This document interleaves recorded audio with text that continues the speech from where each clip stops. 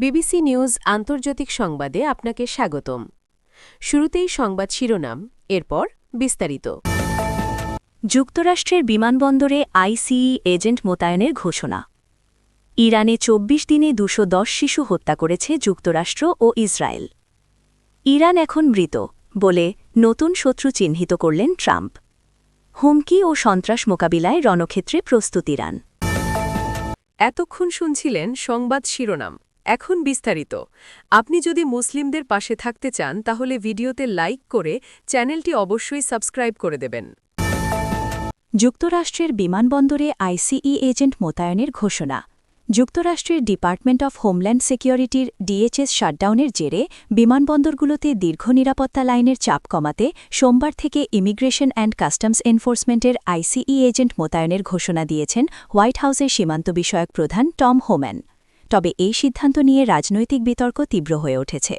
রবিবার সিএনএনের state of the union অনুষ্ঠানে Homan বলেন, আগামীকাল আমরা বিমানবন্দরে থাকব এবং টিএসএকে লাইনের চাপ কমাতে সহায়তা করব। তিনি জানান, আইসিই এজেন্টরা মূলত এক্সিট ডোর পাহারার মতো কাজ করবেন, যাতে টিএসএ কর্মকর্তারা যাত্রী স্ক্রিনিংয়ে বেশি মনোযোগ দিতে পারেন। কোন কোন বিমানবন্দর থেকে মোতায়েন শুরু হবে তা সোমবার সকালে চূড়ান্ত করা হবে বলেও জানান তিনি। এর আগে শনিবার প্রেসিডেন্ট ডোনাল্ড ট্রাম্প সতর্ক করেছিলেন, শাটডাউনের কারণে বিমানবন্দরে যাত্রীদের ঘণ্টার পর ঘণ্টা অপেক্ষা করতে হচ্ছে এবং এই পরিস্থিতি মোকাবিলায় আইসিই এজেন্ট মোতায়েন করা হতে পারে। গত ১৪ ফেব্রুয়ারি শুরু হওয়া ডিএচএস শাটডাউনের ফলে বেতন না পেয়ে অনেক টিএসএ কর্মী ছুটি নিয়েছেন বা চাকরি ছেড়েছেন।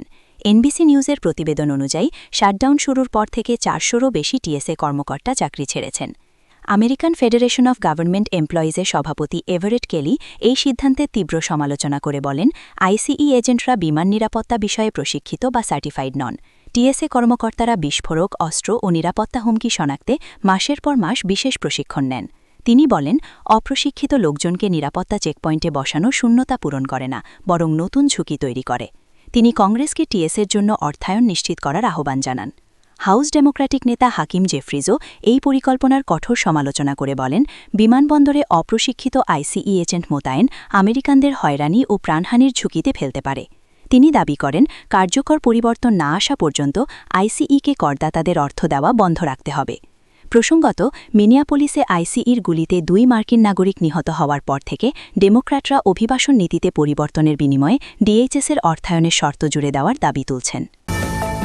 ইরানে ২৪ দিনে ২১০ শিশু হত্যা করেছে যুক্তরাষ্ট্র ও ইসরায়েল। ইরানের স্বাস্থ্যমন্ত্রী মোহাম্মদ রেজা জাফরকান্থি রোববার জানিয়েছেন, গত ২৮ ফেব্রুয়ারি যুক্তরাষ্ট্র ও ইসরায়েলের হামলা শুরুর পর থেকে এখন পর্যন্ত ইরানে কমপক্ষে ২১০ শিশু নিহত হয়েছে এবং আরও ১৫১০ জন আহত হয়েছে। ইরানের বার্তা সংস্থা ইসনা এই তথ্য জানিয়েছে। মোহাম্মদ রেজা জাফরকান্থি আরও জানান, একই সময়ে প্রায় ৩০০টি স্বাস্থ্য, চিকিৎসা ও জরুরি সেবা কেন্দ্র ক্ষতিগ্রস্ত হয়েছে। এছাড়া প্রায় ৩০টি অ্যাম্বুলেন্স ক্ষতিগ্রস্ত হয়ে ব্যবহারের অনুপযুক্ত হয়ে গেছে। ২৮ ফেব্রুয়ারি ইরানের দক্ষিণের শহর মিনাবের একটি প্রাথমিক বিদ্যালয়ে হামলায় ১৫০ জন ছাত্রী নিহত হয়। এই ঘটনা আন্তর্জাতিক মহলে ব্যাপক আলোচনার জন্ম দেয়। দায় নিয়ে পরস্পর বিরোধী দাবি থাকলেও বেশিরভাগ বিশ্লেষণ বলছে হামলাটি যুক্তরাষ্ট্রের পক্ষ থেকে হয়েছে। প্রেসিডেন্ট ডোনাল্ড ট্রাম্প প্রথমে এই হামলায় যুক্তরাষ্ট্রের ভূমিকা অস্বীকার করার চেষ্টা করেন। পরে যখন জানা যায় হামলায় মার্কিন সামরিক বাহিনীর ব্যবহৃত টমাহক ক্রুজ ক্ষেপণাস্ত্র ব্যবহার হয়েছে, তখন তিনি কোনো প্রমাণ ছাড়াই দাবি করেন যে ইরানের কাছেও কিছু টমাহক ক্ষেপণাস্ত্র রয়েছে। এই হামলার তদন্ত এখনও চলছে।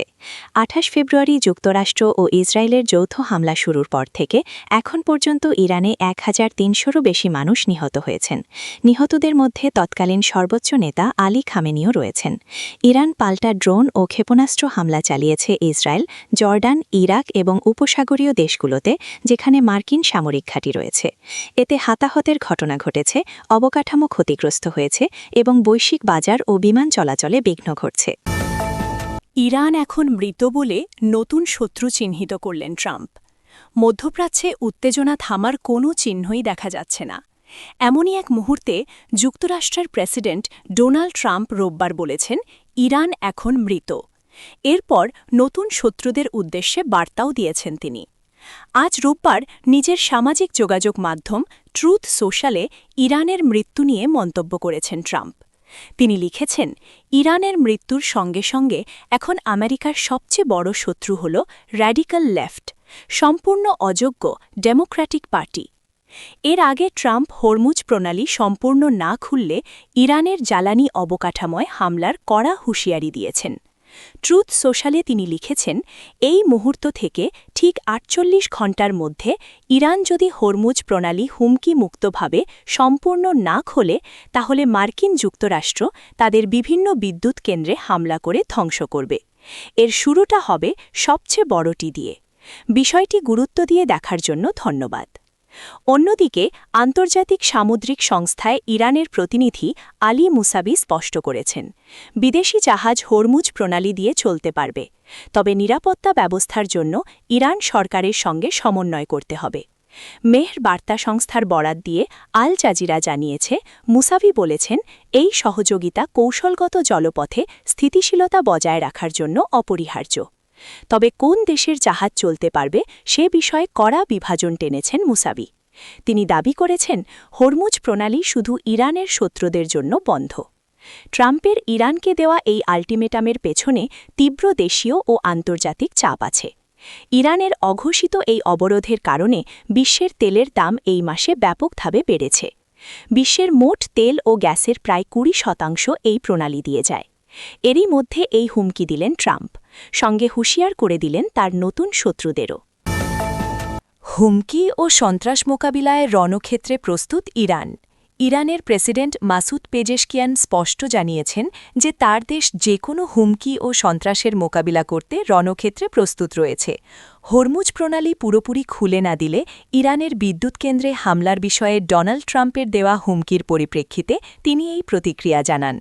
পেজেশকিয়ান বলেন, ইরানের বিরুদ্ধে এ ধরনের হুমকি ও সন্ত্রাস দেশটিকে কেবল আরও ঐক্যবদ্ধ করছে।